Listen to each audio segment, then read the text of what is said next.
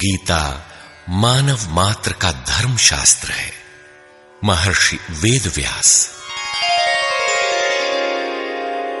श्री कृष्णकालीन महर्षि वेदव्यास से पूर्व कोई भी शास्त्र पुस्तक के रूप में उपलब्ध नहीं था। श्रुत ज्ञान की इस परंपरा को तोड़ते हुए उन्होंने 4 वेद, ब्रह्मसूत्र, महाभारत, भागवत एवं गीता जैसे ग्रंथों में पूर्व संचित भौतिक एवं आध्यात्मिक ज्ञान राशि को संकलित कर अंत में स्वयं ही निर्णय दिया कि गीता सुगीता कर्तव्या किमन्यै शास्त्र विस्तरे या स्वयं पद्मनाभस्य मुखपद्माद विनिसृता। भीष्म पर्व। गीता भली प्रकार मनन करके हृदय में धारण करने योग्य है, जो पद्मनाभ भगवान के श्रीमुख से निःसृत वाणी है। फिर अन्य शास्त्रों के संग्रह की क्या आवश्यकता? मानव सृष्टि के आदि में भगवान श्री कृष्ण के श्रीमुख से निःसृत अविनाशी योग अर्थात श्रीमद् भगवद गीता, जिसकी विस्तृत व्याख्या वेद और उपनिषद है, विस्मृति आ जाने पर उसी आदि शास्त्र को भगवान श्री कृष्ण ने अर्जुन के प्रति पुनः प्रकाशित किया, जिसकी यथावत व्याख्या यथार्थ गीता है। एकम शास्त्रम देवकी पुत्र गीतम एको देवो देवकी पुत्रेव एको मंत्र तस्य नामानि यानि कर्माप्येकम तस्य देवस्य सेवा। गीता महात्म्य। अर्थात एक ही शास्त्र है जो देवकी पुत्र भगवान ने श्रीमुख से गायन किया। गीता एक ही प्राप्त करने योग्य देव है। उस गायन में जो सत्य बताया, आत्मा सिवाय आत्मा के कुछ भी शाश्वत नहीं है। उस गायन में उन महायोगेश्वर ने क्या जपने के लिए कहा? ओम। अर्जुन, ओम अक्षय परमात्मा का नाम है, उसका जप कर और ध्यान मेरा धर। एक ही कर्म है। गीता में वर्णित परम देव एक परमात्मा की सेवा। उन्हें श्रद्धा से अपने हृदय में धारण करें। अस्तु, आरंभ से ही गीता आपका शास्त्र रहा है। भगवान श्री कृष्ण के हजारों वर्ष पश्चात परवर्ती जिन महापुरुषों ने एक ईश्वर को सत्य बताया, गीता के ही पथ पर चलने वाले पथिक हैं, गीता के ही संदेशवाहक हैं। ईश्वर से ही लौकिक एवं पारलौकिक सुखों की कामना, ईश्वर से डरना, अन्य किसी को ईश्वर न मानना, यहां तक तो सभी महापुरुषों ने बताया। किंतु ईश्वरीय साधना, ईश्वर तक की दूरी तय करना, ये केवल गीता में ही सांगोपांग क्रमबद्ध सुरक्षित है। गीता से सुख शांति तो मिलती ही है, ये अक्षय अनामय पद भी देती है। देखिए श्रीमद् भगवद गीता की टीका, यथार्थ गीता।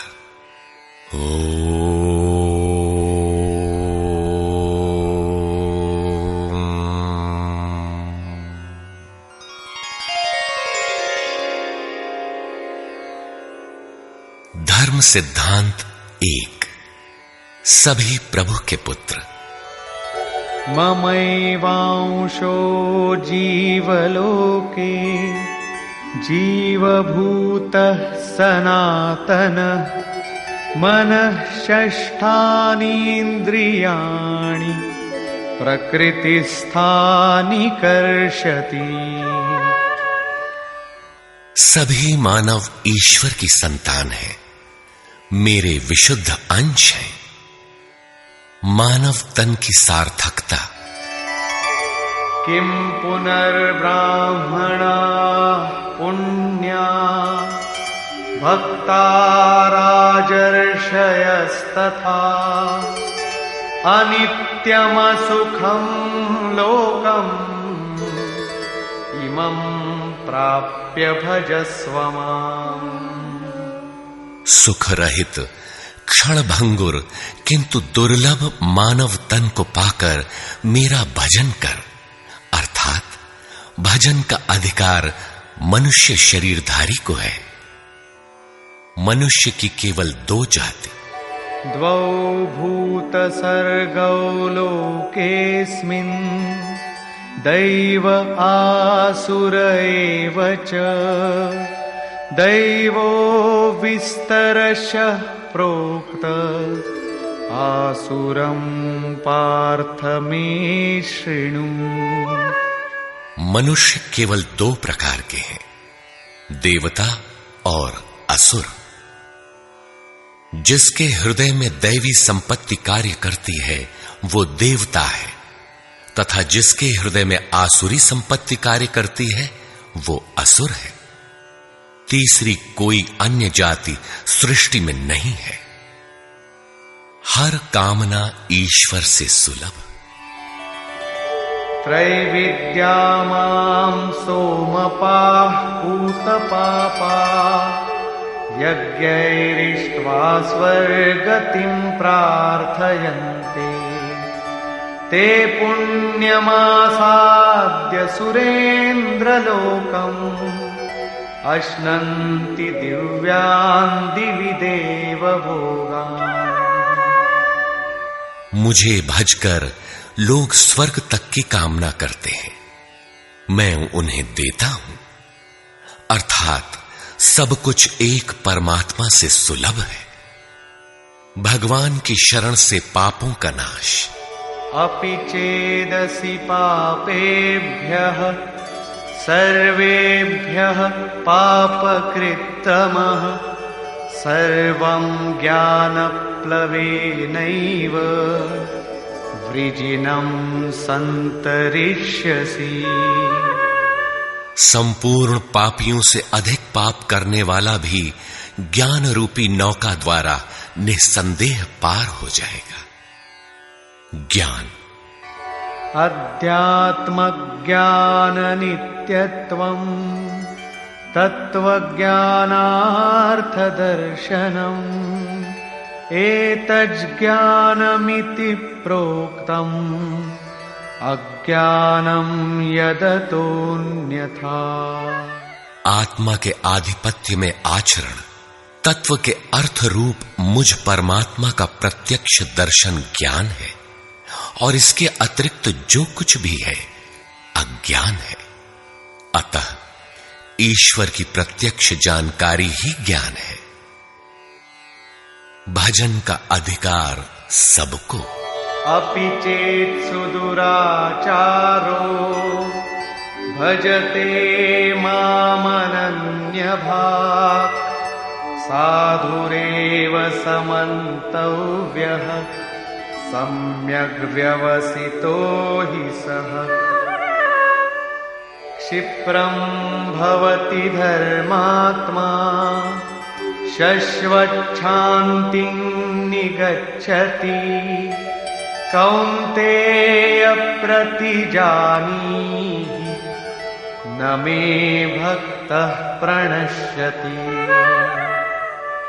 अत्यंत दुराचारी भी मेरा भजन करके शीघ्र ही धर्मात्मा हो जाता है एवं सदा रहने वाली शाश्वत शांति को प्राप्त कर लेता है। अतः धर्मात्मा वो है जो एक परमात्मा के प्रति समर्पित है, और भजन करने का अधिकार दुराचारी तक को है। भगवत पथ में बीज का नाश नहीं। नेहाभिक्रमनाशोऽस्ति प्रत्यवायो न विद्यते स्वल्पमप्यस्य धर्मस्य त्रायते महतो भयात्। धर्म अर्थात आत्मदर्शन की क्रिया का स्वल्प आचरण भी जन्म मरण के महान भय से उद्धार करने वाला होता है। धर्म अपरिवर्तनशील है। ईश्वर का निवास। ईश्वरः सर्वभूतानां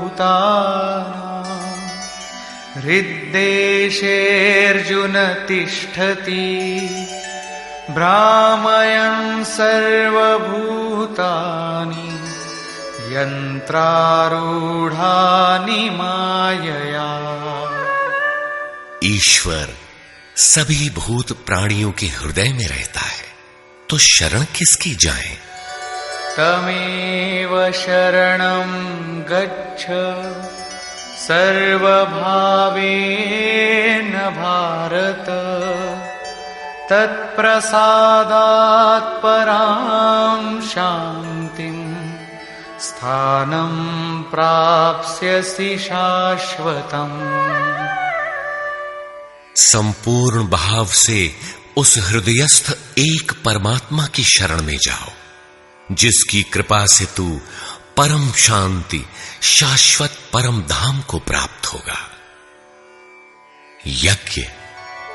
सर्वाणीन्द्रियकर्माणि प्राणकर्माणि चापरे आत्मसंयमयोगाग्नौ जुह्वति ज्ञानदीपिते। संपूर्ण इंद्रियों के व्यापार को, मन की चेष्टाओं को ज्ञान से प्रकाशित हुई आत्मा में संयम रूपी योगाग्नि में हवन करते हैं। अपाने जुह्वति प्राणं प्राणे पानं तथा परे प्राणापानगतिरुद्ध्वा प्राणायाम परायणा। बहुत से योगी श्वास को प्रश्वास में हवन करते हैं और बहुत से प्रश्वास को श्वास में।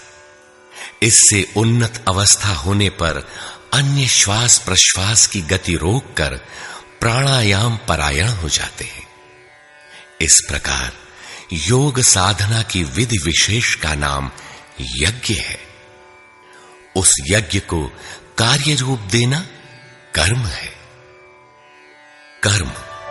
एवं बहुविधा यज्ञा वितता ब्रह्मणो मुखे कर्मजान् विद्धितान् सर्वान् एवं ज्ञात्वा विमोक्ष्यसे। इस प्रकार बहुत से यज्ञ, जैसे श्वास का प्रश्वास में हवन, प्रश्वास का श्वास में हवन, श्वास प्रश्वास का निरोध कर प्राणायाम के परायण होना इत्यादि यज्ञ जिस आचरण से पूर्ण होता है, उस आचरण का नाम कर्म है। कर्म माने आराधना, कर्म माने चिंतन। योग साधना पद्धति का नाम यज्ञ है। विकर्म। विकर्म का अर्थ विकल्प शून्य कर्म है। प्राप्ति के पश्चात महापुरुषों के कर्म विकल्प शून्य होते हैं। आत्मस्थित, आत्मतृप्त, आप्त काम महापुरुषों को न तो कर्म करने से कोई लाभ है और न छोड़ने से कोई हानि ही है। फिर भी वे पीछे वालों के हित के लिए कर्म करते हैं।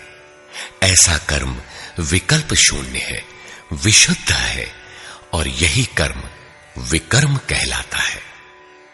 यज्ञ करने का अधिकार। यज्ञ शिष्टामृत भुजो यान्ति ब्रह्म सनातनम् नायं लोकोऽस्त्य यज्ञस्य कुतोऽन्यः कुरु सत्तम। यज्ञ न करने वालों को दोबारा मनुष्य शरीर भी नहीं मिलता। अर्थात यज्ञ करने का अधिकार उन सब को है जिन्हें मनुष्य शरीर मिला है। ईश्वर देखा जा सकता है। भक्त्या त्वनन्यया शक्य अहमेवं विधोऽर्जुन ज्ञातुं द्रष्टुं च तत्त्वेन प्रवेष्टुं च परन्तप। अनन्य भक्ति के द्वारा मैं प्रत्यक्ष देखने, जानने तथा प्रवेश करने के लिए भी सुलभ हूं। आश्चर्यवत् पश्यति कश्चिदेनम् आश्चर्यवद् वदति तथैव चान्यः आश्चर्यवच्चैनमन्यः शृणोति श्रुत्वाप्येनं वेद न चैव कश्चित्। इस अविनाशी आत्मा को कोई विरला ही आश्चर्य की तरह देखता है, आश्चर्य की तरह उपदेश करता है, और कोई विरला ही इसे आश्चर्य की तरह सुनता है। अर्थात ये प्रत्यक्ष दर्शन है। आत्मा ही सत्य है, सनातन है। अच्छेद्योऽयमदाह्योऽयम् अक्लेद्यो शोष्य एव च नित्यः सर्वगतः स्थाणुः अचलोऽयं सनातनः। ये आत्मा सर्वव्यापक, अचल, स्थिर रहने वाला और सनातन है। आत्मा ही सत्य है। विधाता और उससे उत्पन्न सृष्टि नश्वर है। आब्रह्म भुवनाल्लोकाः पुनरावर्तिनोऽर्जुन मामुपेत्य तु कौन्तेय पुनर्जन्म न विद्यते।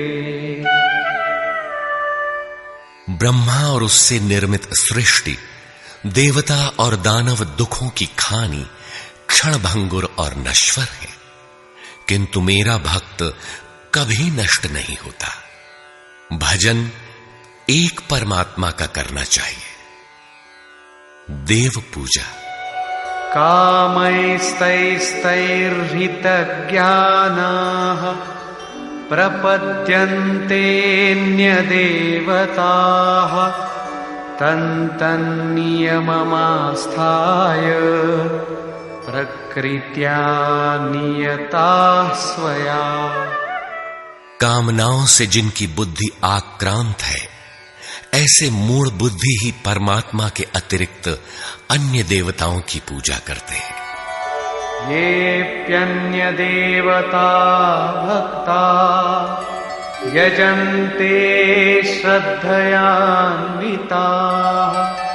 तेऽपि मामेव कौन्तेय यजन्त्यविधिपूर्वकम्। देवताओं को पूजने वाला मेरी ही पूजा करता है, किंतु वह पूजन अविधि पूर्वक है, इसलिए नष्ट हो जाता है। यजन्ते सात्विका देवान् यक्षरक्षांसि राजसाः प्रेतान् भूतगणांश्चान्ये यजन्ते तामसा जनाः।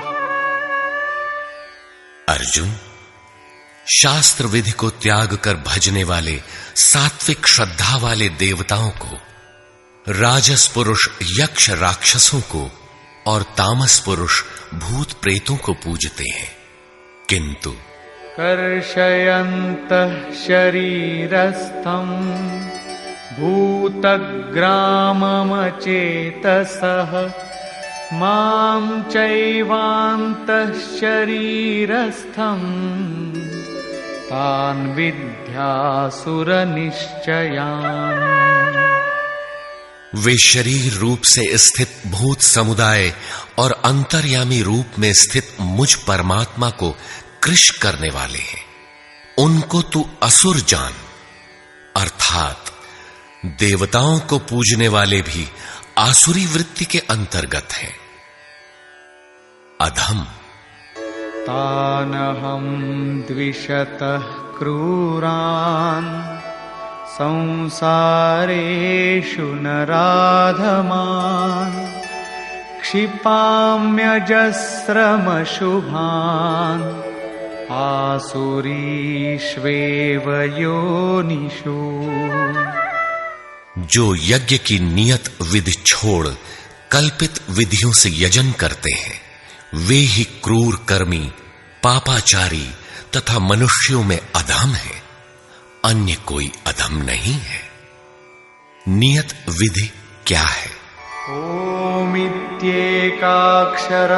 ब्रह्म व्याहरन् मामनुस्मरन् यः प्रयाति त्यजन् देहं स याति परमां गतिम्। ओम, जो अक्षय ब्रह्म का परिचायक है, उसका जप तथा मुझ एक परमात्मा का स्मरण, तत्वदर्शी महापुरुष के संरक्षण में ध्यान। शास्त्र इति गुह्यतमं शास्त्रम् इदमुक्तं मया नघ एतद्बुद्ध्वा बुद्धिमान् स्यात् कृतकृत्यश्च भारत। इस प्रकार यह अति गोपनीय शास्त्र मेरे द्वारा कहा गया। इसे तत्व से जानकर मनुष्य पूर्ण ज्ञाता तथा कृतार्थ हो जाता है। अतः योगेश्वर श्री कृष्ण की यह वाणी स्वयं में पूर्ण शास्त्र है। तस्मात् शास्त्रं प्रमाणन्ते कार्याकार्यव्यवस्थितौ ज्ञात्वा शास्त्रविधानोक्तं कर्म कर्तुमिहार्हसि। कर्तव्य और अकर्तव्य के निर्धारण में शास्त्र ही प्रमाण है। अतः गीता में निर्धारित विधि से आचरण करें।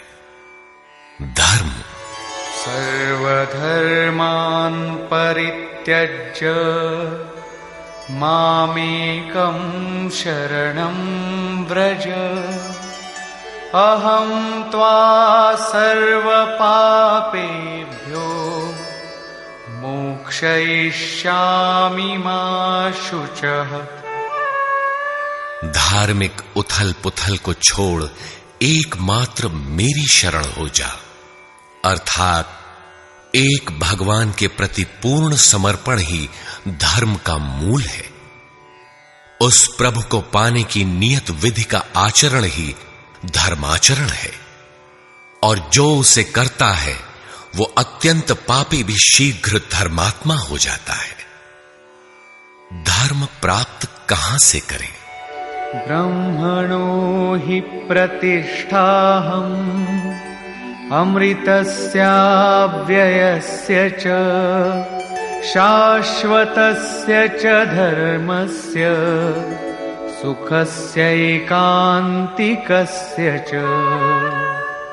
उस अविनाशी ब्रह्म का, अमृत का, शाश्वत धर्म का और अखंड एक रस आनंद का मैं ही आश्रय हूं, अर्थात परमात्म स्थित सद्गुरु ही इन सब का आश्रय है।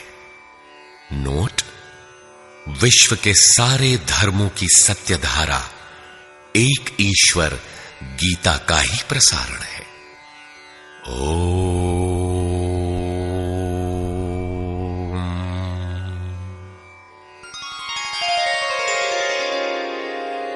प्राक कथन। वस्तुतः गीता पर टीका लिखने की अब कोई आवश्यकता प्रतीत नहीं होती, क्योंकि इस पर सहस्त्रों टीकाएं लिखी जा चुकी हैं, जिनमें 50 तो केवल संस्कृत में ही है। गीता को लेकर 50 मत हैं, जबकि सबकी आधारशिला एकमात्र गीता है। योगेश्वर श्री कृष्ण ने तो कोई एक बात कही होगी, फिर यह मतभेद क्यों? वस्तुतः वक्ता एक ही बात कहता है, किंतु श्रोता यदि 10 बैठे हों तो 10 प्रकार के आशय ग्रहण करते हैं।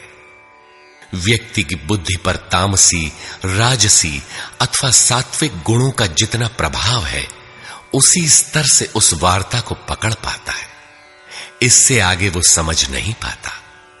अतः मतभेद स्वाभाविक है। विभिन्न मतवादों से और कभी-कभी एक ही सिद्धांत को अलग-अलग काल और भाषाओं में व्यक्त करने से साधारण मनुष्य संशय में पड़ जाता है। बहुत सी टीकाओं के बीच वह सत्य धारा भी प्रवाहित है, किंतु शुद्ध अर्थ वाली एक टीका हजारों टीकाओं के बीच रख दी जाए तो उनमें यह पहचानना कठिन हो जाता है कि यथार्थ कौन है। वर्तमान काल में गीता की बहुत सी टीकाएं हो गई हैं। सभी अपनी अपनी सत्यता का उद्घोष करती हैं, किंतु गीता के शुद्ध अर्थ से वे बहुत दूर हैं। निस्संदेह कुछ महापुरुषों ने सत्य का स्पर्श भी किया, किंतु कतिपय कारणों से वे उसे समाज के समक्ष प्रस्तुत न कर सके। श्री कृष्ण के आशय को हृदयंगम न कर पाने का मूल कारण है कि वे एक योगी थे। श्री कृष्ण जिस स्तर की बात करते हैं, क्रमशः चलकर उसी स्तर पर खड़ा होने वाला कोई महापुरुष ही अक्षरशः बता सकेगा कि श्री कृष्ण ने जिस समय गीता का उपदेश दिया था, उस समय उनके मनोगत भाव क्या थे। मनोगत समस्त भाव कहने में नहीं आते। कुछ तो कहने में आ पाते हैं, कुछ भाव भंगिमा से व्यक्त होते हैं, और शेष पर्याप्त क्रियात्मक हैं, जिन्हें कोई पथिक चलकर ही जान सकता है। जिस स्तर पर श्री कृष्ण थे, क्रमशः चलकर उसी अवस्था को प्राप्त महापुरुष ही जानता है कि गीता क्या कहती है। वह गीता की पंक्तियां ही नहीं दोहराता, बल्कि उनके भावों को भी दर्शा देता है, क्योंकि जो दृश्य श्री कृष्ण के सामने था, वही उस वर्तमान महापुरुष के समक्ष भी है। इसलिए वो देखता है, दिखा देगा, आप में जागृत भी कर देगा, उस पथ पर चला भी देगा। पूज्य श्री परमहंस जी महाराज भी उसी स्तर के महापुरुष थे। उनकी वाणी तथा अंतः प्रेरणा से मुझे गीता का जो अर्थ मिला, उसी का संकलन यथार्थ गीता है। इसमें मेरा अपना कुछ भी नहीं है। यह क्रियात्मक है। साधन अपनाने वाले प्रत्येक पुरुष को इसी परिधि से गुजरना होगा। जब तक वो इससे अलग है, तब तक स्पष्ट है कि वो साधन नहीं करता, किसी न किसी प्रकार की लकीर अवश्य पीटता है। अतः किसी महापुरुष की शरण ले। श्री कृष्ण ने किसी अन्य सत्य को नहीं बताया, बल्कि कहा, ऋषिभिर बहुधा गीतम। ऋषियों ने अनेकों बार जिसका गायन किया है, वही कहने जा रहा हूं। उन्होंने यह नहीं कहा कि उस ज्ञान को केवल मैं ही जानता हूं या मैं ही बताऊंगा, बल्कि कहा, किसी तत्वदर्शी के पास जाओ, निष्कपट भाव से सेवा करके उस ज्ञान को प्राप्त करो। श्री कृष्ण ने महापुरुषों द्वारा शोधित सत्य को ही उद्घाटित किया है। गीता सुबोध संस्कृत में है। यदि अन्वयार्थ ही लें तो गीता का अधिकांश आप स्वयं हृदयंगम कर सकेंगे, किंतु आप ज्यों का त्यों अर्थ नहीं लेते। उदाहरण के लिए, श्री कृष्ण ने स्पष्ट कहा कि यज्ञ की प्रक्रिया ही कर्म है। फिर भी आप कहते हैं कि खेती करना कर्म है। यज्ञ को स्पष्ट करते हुए उन्होंने बताया कि यज्ञ में बहुत से योगी जन प्राण में अपान को हवन करते हैं, बहुत से अपान में प्राण को हवन करते हैं, बहुत से योगी प्राण अपान दोनों को रोककर प्राणायाम परायण हो जाते हैं, बहुत से योगी इंद्रियों की संपूर्ण प्रवृत्तियों को संयमाग्नि में हवन करते हैं। इस प्रकार श्वास प्रश्वास का चिंतन यज्ञ है। मन सहित इंद्रियों का संयम यज्ञ है। शास्त्रकार ने स्वयं यज्ञ बताया, फिर भी आप कहते हैं कि विष्णु के निमित्त स्वाहा बोलना, अग्नि में जौ तिल घी का हवन करना यज्ञ है। उन योगेश्वर ने ऐसा एक शब्द भी नहीं कहा। क्या कारण है कि आप समझ नहीं पाते? बाल की खाल निकालकर रटने पर भी क्यों वाक्य विन्यास ही आपके हाथ लगता है? आप अपने को यथार्थ जानकारी से शून्य ही क्यों पाते हैं? वस्तुतः मनुष्य जन्म लेकर क्रमशः बड़ा होता है तो पैतृक संपत्ति, घर, दुकान, जमीन जायदाद, पद प्रतिष्ठा, गाय भैंस, यंत्र उपकरण इत्यादि उसे विरासत में मिलती है। ठीक इसी प्रकार उसे कुछ रूढ़ियां, परंपराएं, पूजा पद्धतियां भी विरासत में मिल जाती हैं। 33 करोड़ देवी देवता तो भारत में बहुत पहले गिने गए थे। विश्व में उनके अनगिनत रूप हैं। शिशु ज्यों-ज्यों बड़ा होता है, अपने माता पिता, भाई बहन, पास पड़ोस में इनकी पूजा देखता है। परिवार में प्रचलित पूजा पद्धतियों की अमिट छाप उसके मस्तिष्क पर पड़ जाती है। देवी की पूजा मिली तो जीवन भर देवी देवी रटता है। परिवार में भूत पूजा मिली तो भूत भूत रटता है। कोई शिव तो कोई कृष्ण तो कोई कुछ पकड़े ही रहता है। उन्हें वो छोड़ नहीं सकता। ऐसे भ्रांत पुरुष को गीता जैसा कल्याणकारी शास्त्र मिल भी जाए तो वो उसे नहीं समझ सकता। पैतृक संपदा को कदाचित वो छोड़ भी सकता है, किंतु इन रूढ़ियों और मजहबी पचड़ों को नहीं मिटा सकता। पैतृक संपत्ति को हटाकर आप हजारों मील दूर जा सकते हैं, किंतु दिल दिमाग में अंकित ये रूढ़िगत विचार वहां भी आपका पिंड नहीं छोड़ते। आप सिर काटकर अलग तो नहीं रख सकते। अतः आप यथार्थ शास्त्र को भी उन्हीं रूढ़ियों, रीति रिवाजों, मान्यताओं और पूजा पद्धतियों के अनुरूप ढाल कर देखना चाहते हैं। यदि उनके अनुरूप बात ढलती है, वार्ता का क्रम बैठता है, तो आप उसे सही मानते हैं, और नहीं ढलती तो गलत मानते हैं। इसीलिए आप गीता का रहस्य नहीं देख पाते। गीता का रहस्य रहस्य ही बनकर रह जाता है। इसके वास्तविक पारखी संत अथवा सद्गुरु हैं। वही बता सकते हैं कि गीता क्या कहती है। सब नहीं जान सकते। सबके लिए सुलभ उपाय यही है कि इसे किसी महापुरुष के सान्निध्य में समझें, जिसके लिए श्री कृष्ण ने बल दिया है। गीता किसी विशिष्ट व्यक्ति, जाति, वर्ग, पंथ, देश काल या किसी रूढ़िग्रस्त संप्रदाय का ग्रंथ नहीं है, बल्कि यह सार्वलौकिक, सार्वकालिक धर्म ग्रंथ है। यह प्रत्येक देश, प्रत्येक जाति तथा प्रत्येक स्तर के प्रत्येक स्त्री पुरुष के लिए, सबके लिए है। केवल दूसरों से सुनकर या किसी से प्रभावित होकर मनुष्य को ऐसा निर्णय नहीं लेना चाहिए जिसका प्रभाव सीधे उसके अपने अस्तित्व पर पड़ता हो। पूर्वाग्रह की भावना से मुक्त होकर सत्यान्वेषियों के लिए यह आर्ष ग्रंथ आलोक स्तंभ है।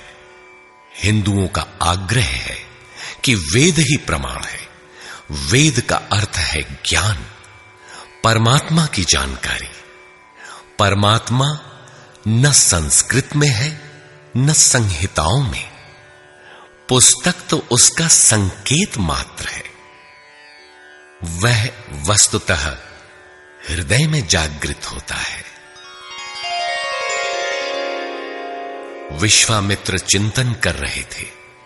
उनकी भक्ति देखकर ब्रह्मा आए। बोले, आज से तुम ऋषि हो। विश्वामित्र को संतोष नहीं हुआ। चिंतन में लगे रहे। कुछ काल पश्चात देवताओं सहित ब्रह्मा पुनः आए और बोले, आज से तुम राजर्षि हो। किंतु विश्वामित्र का समाधान ना हुआ।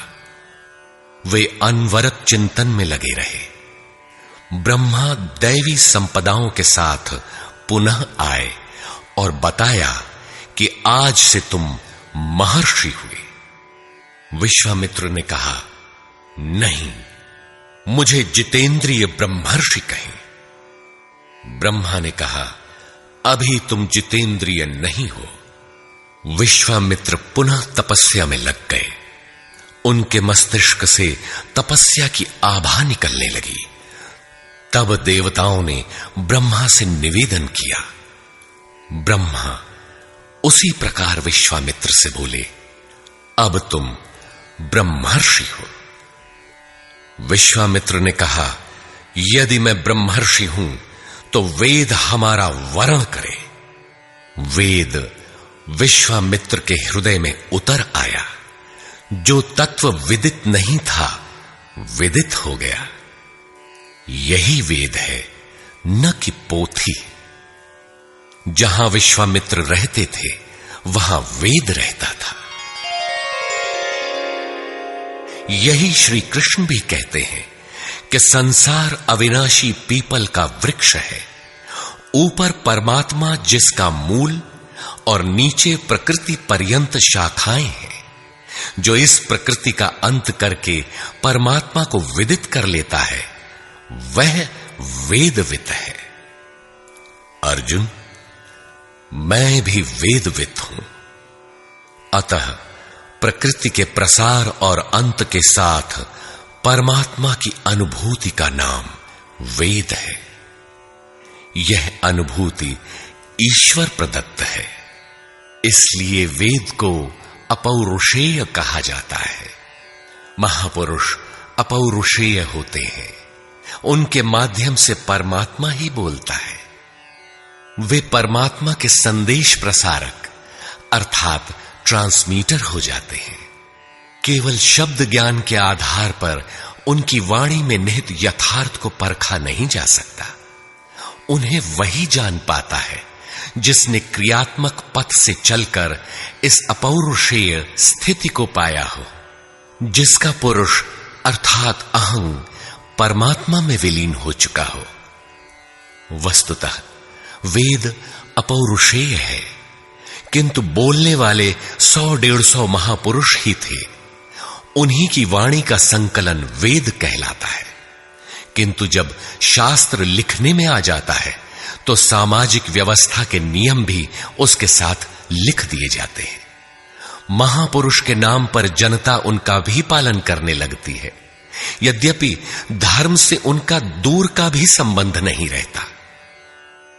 आधुनिक युग में मंत्रियों के आगे पीछे घूमकर साधारण नेता भी अधिकारियों से अपना काम करा लेते हैं, जबकि मंत्री ऐसे नेताओं को जानते भी नहीं।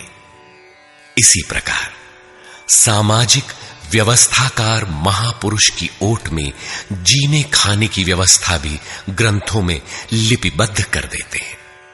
उनका सामाजिक उपयोग तत्सामयिक ही होता है। वेदों के संबंध में भी यही है।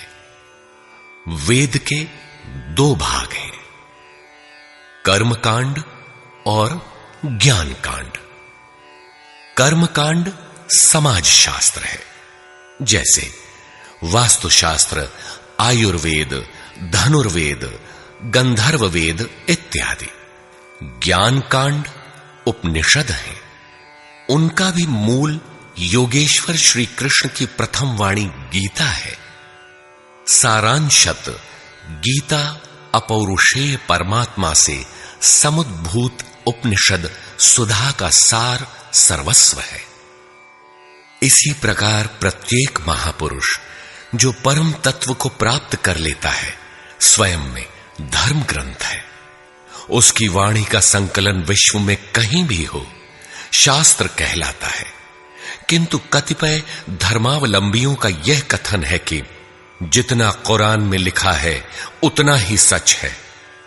अब कुरान नहीं उतरेगा। ईसा मसीह पर विश्वास किए बिना स्वर्ग नहीं मिल सकता। वह ईश्वर का इकलौता बेटा था। अब ऐसा महापुरुष नहीं हो सकता। उनकी रूढ़िवादिता है। यदि उसी तत्व को साक्षात कर लिया जाए तो वही बात फिर होगी। गीता सार्वभौम है। धर्म के नाम पर प्रचलित विश्व के समस्त धर्म ग्रंथों में गीता का स्थान अद्वितीय है। यह स्वयं में धर्मशास्त्र ही नहीं बल्कि अन्य धर्म ग्रंथों में निहित सत्य का मानदंड भी है। गीता वह कसौटी है जिस पर प्रत्येक धर्म ग्रंथ में अनुस्यूत सत्य अनावृत हो उठता है। परस्पर विरोधी कथनों का समाधान निकल आता है।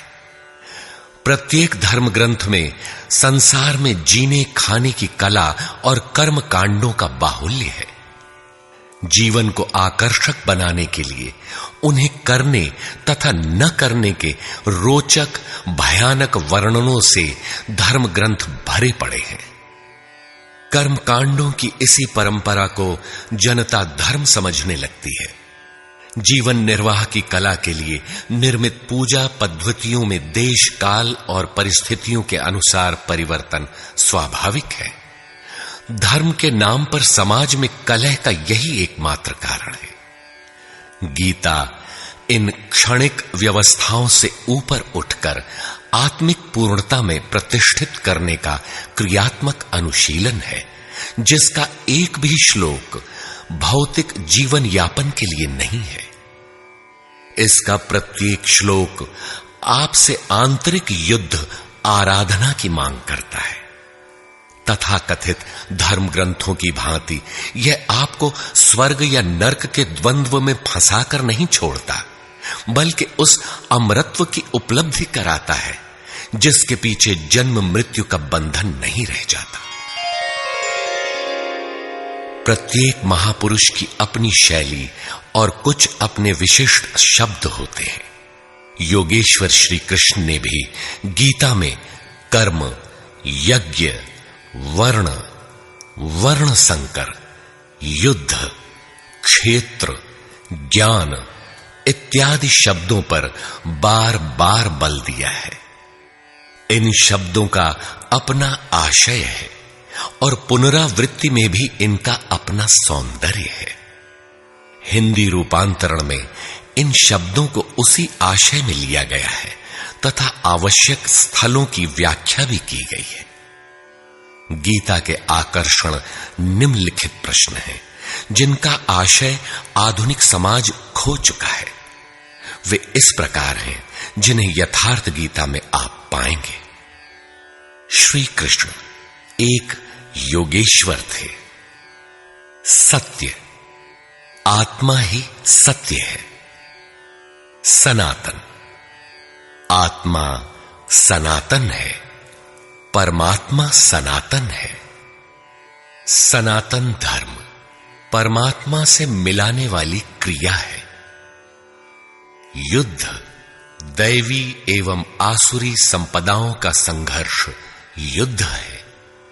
ये अंतःकरण की दो प्रवृत्तियां हैं। इन दोनों का मिटना परिणाम है।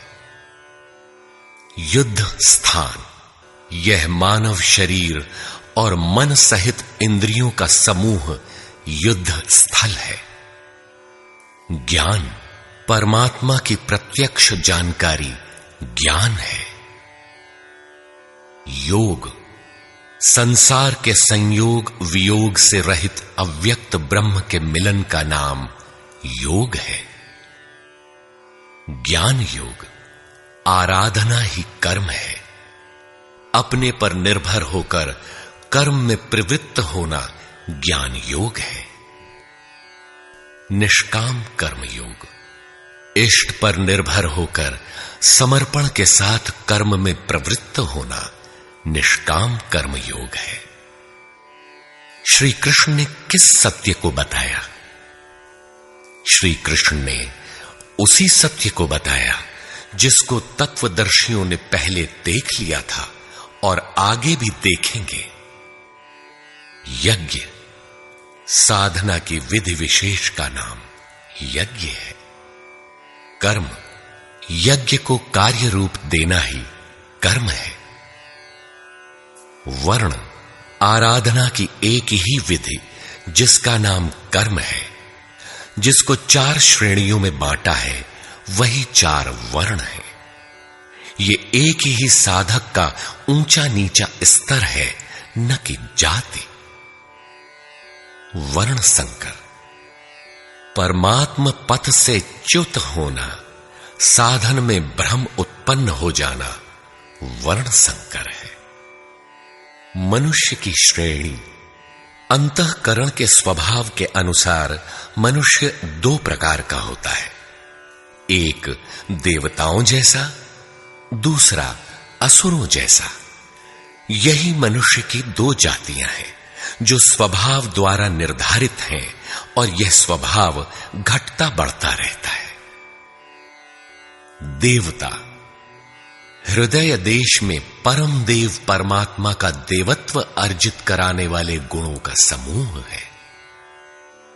बाह्य देवताओं की पूजा कामनाओं से जिनकी बुद्धि आक्रांत है, ऐसे अविवेकी और मूढ़ बुद्धि की देन है। वे मेरे ही पुजारी हैं, किंतु अविधि पूर्वक है। अवतार व्यक्ति के हृदय में होता है, बाहर नहीं। विराट दर्शन योगी के हृदय में ईश्वर के द्वारा दी गई अनुभूति है। भगवान साधक में दृष्टि बनकर खड़े हों तभी दिखाई पड़ते हैं। पूजनीय देव इष्ट एकमात्र परात्पर ब्रह्म ही पूजनीय देव है। उसे खोजने का स्थान हृदय देश है। उसकी प्राप्ति का स्रोत उसी अव्यक्त स्वरूप में स्थित प्राप्ति वाले महापुरुष के द्वारा है।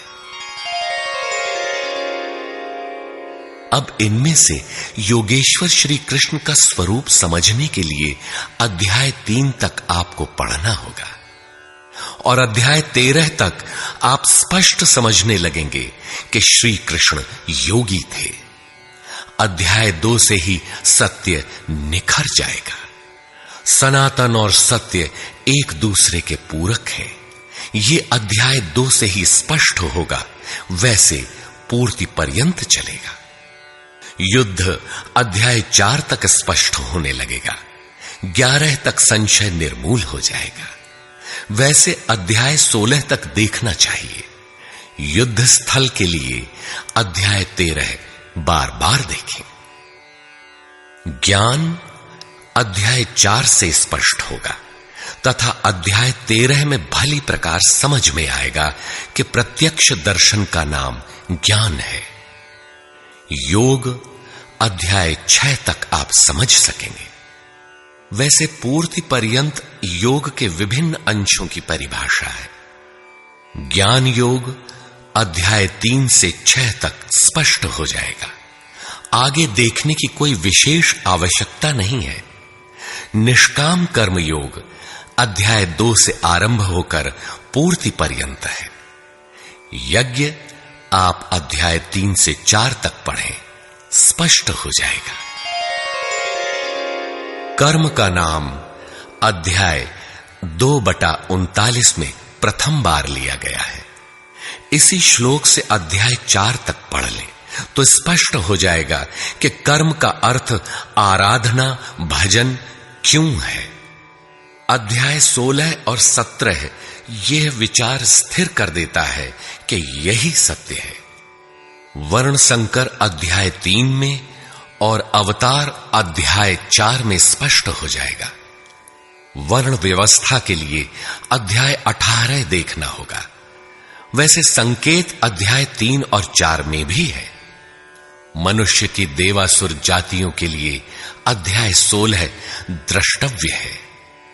विराट दर्शन अध्याय 10 से 11 तक स्पष्ट हो गया है। अध्याय 7, 9 और 15 में भी इस पर प्रकाश डाला गया है। अध्याय 7, 9 और 17 में बाह्य देवताओं की अस्तित्वहीनता स्पष्ट हो जाती है। परमात्मा के पूजन की स्थली हृदय देश ही है, जिसमें ध्यान, श्वास प्रश्वास के चिंतन इत्यादि की क्रियाएं जो एकांत में बैठकर की जाती हैं। अध्याय 3, 4, 6 और 18 में स्पष्ट है। बहुत सोचने विचारने से क्या प्रयोजन है? यदि अध्याय 6 तक ही अध्ययन कर लें तो भी यथार्थ गीता का मूल आशय आपकी समझ में आ जाएगा।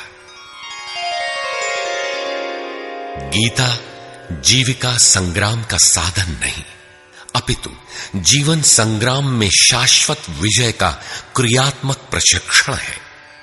इसलिए युद्ध ग्रंथ है जो वास्तविक विजय दिलाता है। किंतु गीतोक्त युद्ध तलवार, धनुष, वाण, गदा और फरसे से लड़ा जाने वाला सांसारिक युद्ध नहीं है और न इन युद्धों में शाश्वत विजय निहित है। ये सत प्रवृत्तियों का संघर्ष है जिनके रूपकात्मक वर्णन की परंपरा रही है। वेद में इंद्र और वृत्र, विद्या और अविद्या, पुराणों में देवासुर संग्राम, महाकाव्यों में राम और रावण, कौरव एवं पांडवों के संघर्ष को ही गीता में धर्म क्षेत्र और कुरुक्षेत्र, दैवी संपद एवं आसुरी संपद, सजातीय एवं विजातीय, सद्गुण एवं दुर्गुणों का संघर्ष कहा गया है। यह संघर्ष जहां होता है वह स्थान कहां है?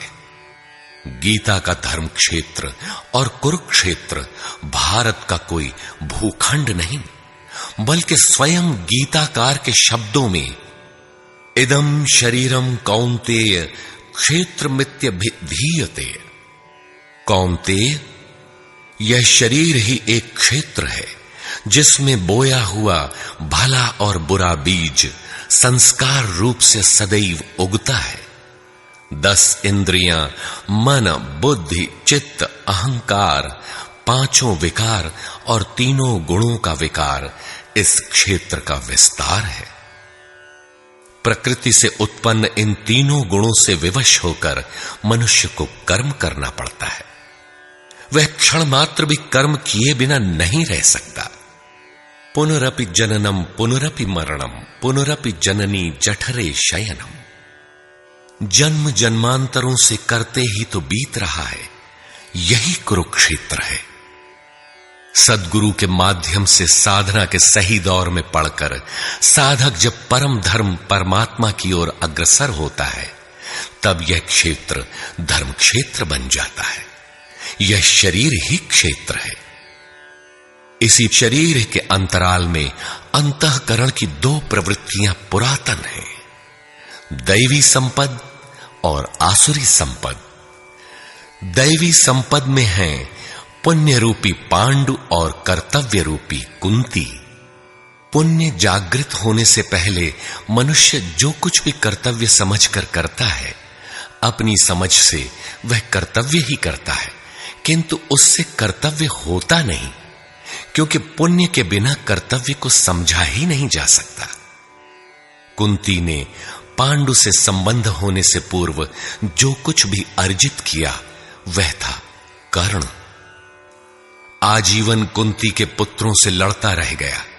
पांडवों का दुर्धर्ष शत्रु यदि कोई था तो वह था कर्ण। विजातीय कर्म ही कर्ण है जो बंधनकारी है, जिससे परंपरागत रूढ़ियों का चित्रण होता है। पूजा पद्धतियां पिंड नहीं छोड़ती। पुण्य जागृत होने पर धर्म रूपी युधिष्ठिर, अनुराग रूपी अर्जुन, भाव रूपी भीम, नियम रूपी नकुल, सत्संग रूपी सहदेव, सात्विकता रूपी सात्यकी, काया में सामर्थ्य रूपी काशीराज, कर्तव्य के द्वारा भव पर विजय कुंती भोज इत्यादि इष्टोन्मुखी मानसिक प्रवृत्तियों का उत्कर्ष होता है, जिनकी गणना 7 अक्षौहिणी है। अक्ष दृष्टि को कहते हैं। सत्यमयी दृष्टिकोण से जिसका गठन है वह है दैवी संपद। परम धर्म परमात्मा तक की दूरी तय कराने वाली ये 7 सीढ़ियां, 7 भूमिकाएं हैं न कि कोई गणना विशेष। वस्तुतः ये प्रवृत्तियां अनंत हैं। दूसरी ओर है कुरुक्षेत्र, जिसमें 10 इंद्रियां और 1 मन 11 अक्षौहिणी सेना है।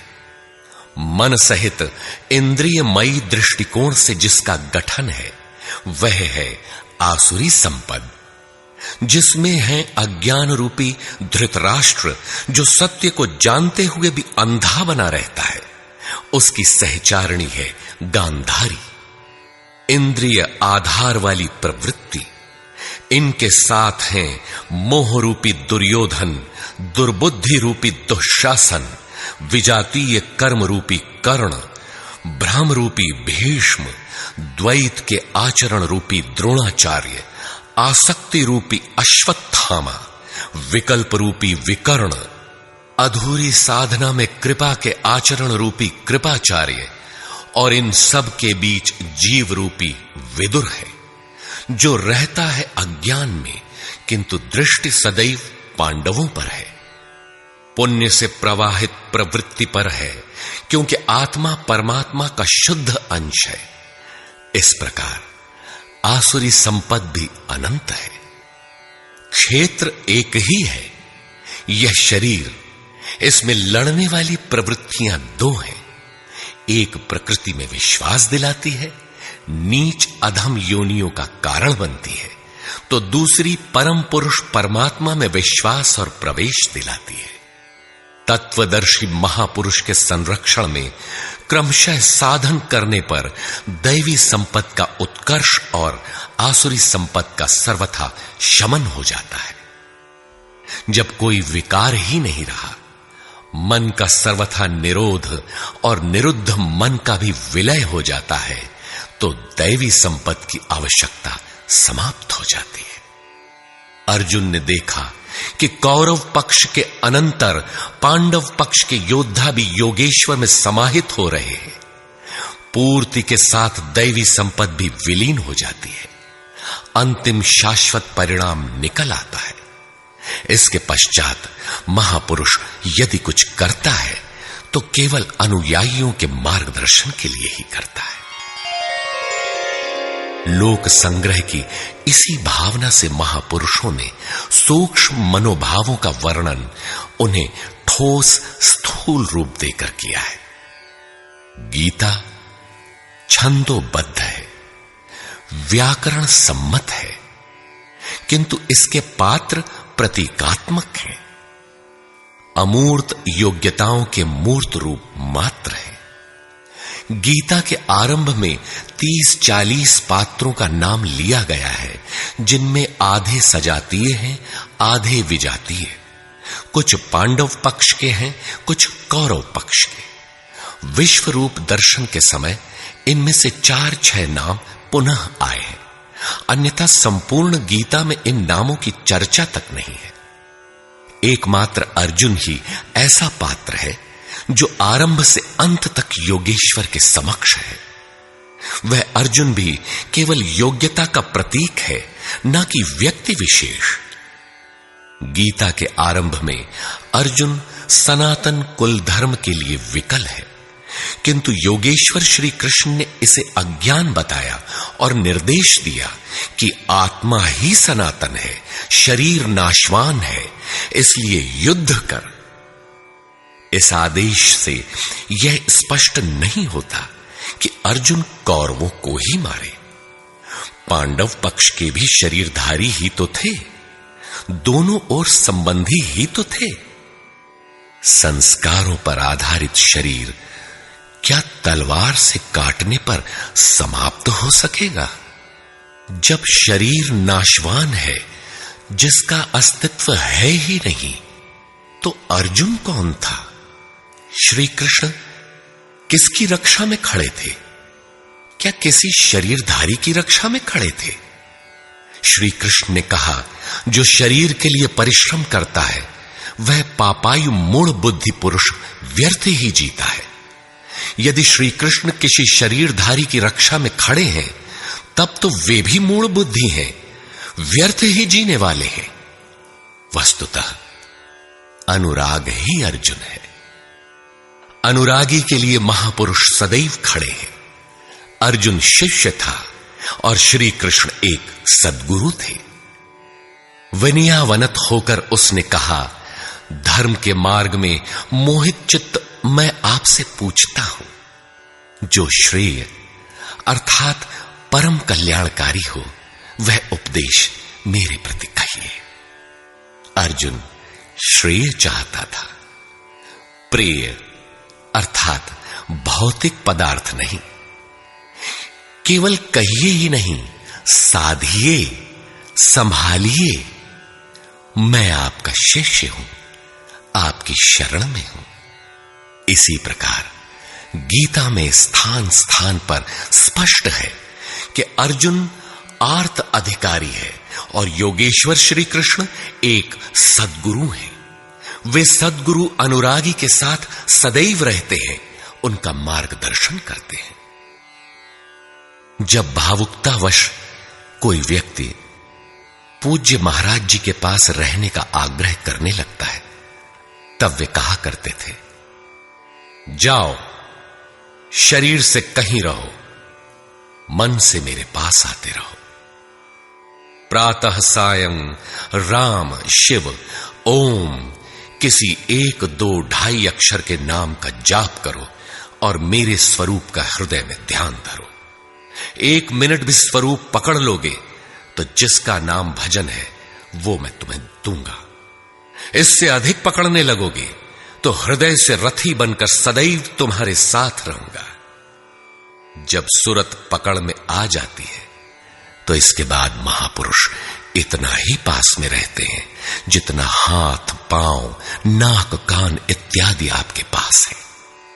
आप हजारों किलोमीटर दूर क्यों ना हो, वह सदैव समीप है। मन में विचारों के उठने से भी पहले वे मार्गदर्शन करने लग जाते हैं। अनुरागी के हृदय में वह महापुरुष सदैव आत्मा से अभिन्न होकर जागृत रहते हैं। अर्जुन अनुराग का प्रतीक है। गीता के 11वें अध्याय में योगेश्वर श्री कृष्ण का ऐश्वर्य देखने पर अर्जुन अपनी क्षुद्र त्रुटियों के लिए क्षमा याचना करने लगा। श्री कृष्ण ने क्षमा किया और याचना के अनुरूप सौम्य स्वरूप में आकर कहा, अर्जुन, मेरे स्वरूप को न पहले किसी ने देखा है और न भविष्य में कोई देख सकेगा।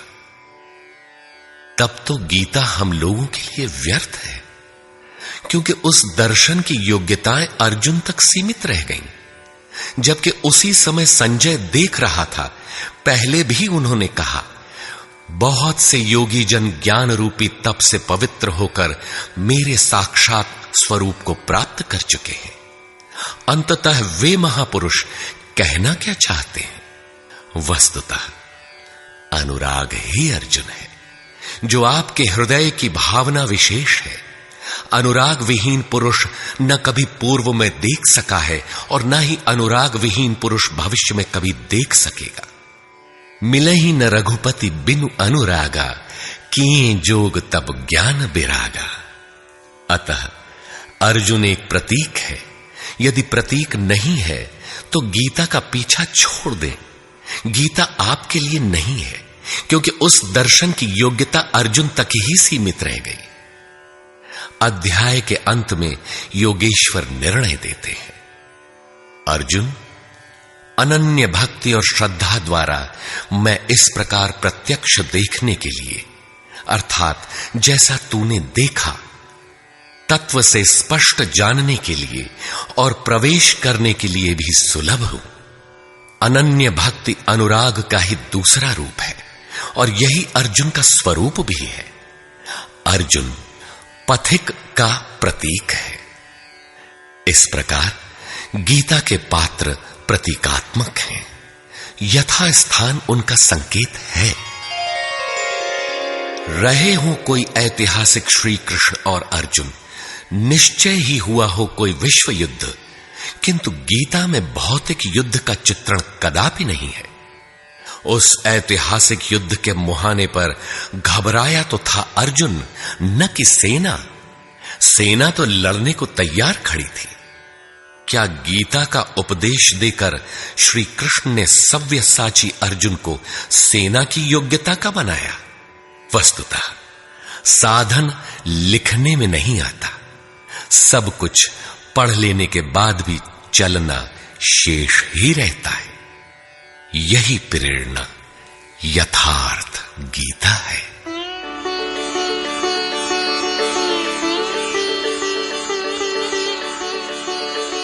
सद्गुरु कृपाश्रयी जगत बंधु स्वामी अड़गड़ानंद जी। श्री गुरु पूर्णिमा 24 जुलाई 1983 ईस्वी।